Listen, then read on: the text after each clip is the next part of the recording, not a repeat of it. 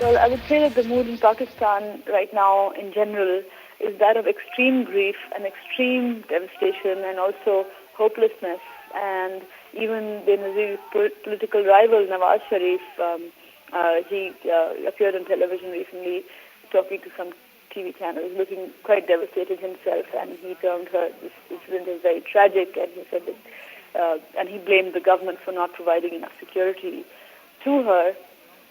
And I think for many people this has taken away the last hope of transition towards democratic politics. Everybody that I've spoken to who work as drivers, the guy who works for my family in Karachi, he called me up really upset.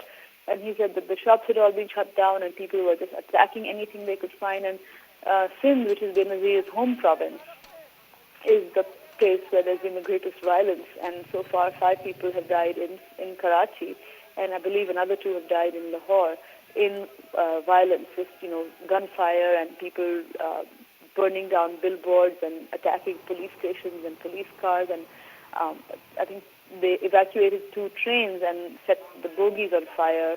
I mean, that's the kind of rage that there is. There's no leadership.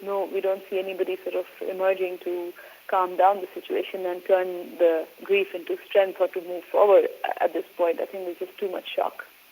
We have a military-dominated politics, and the military is very heavily entrenched in all areas of politics and economy in Pakistan.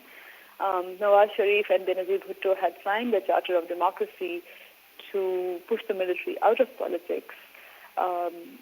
But Nawaz Sharif, he definitely has a following.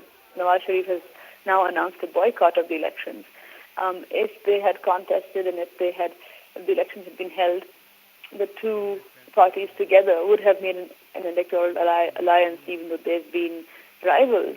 Together, along with some of the other parties, I think they would have had enough seats, if it was possible, to have challenged the military establishment, the status quo.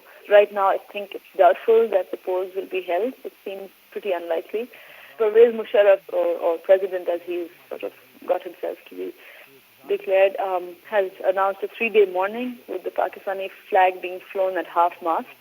And that's a step that's obviously meant to placate the political opposition. I don't think people are going to buy into that. People do hold him responsible, if not directly, then by negligence.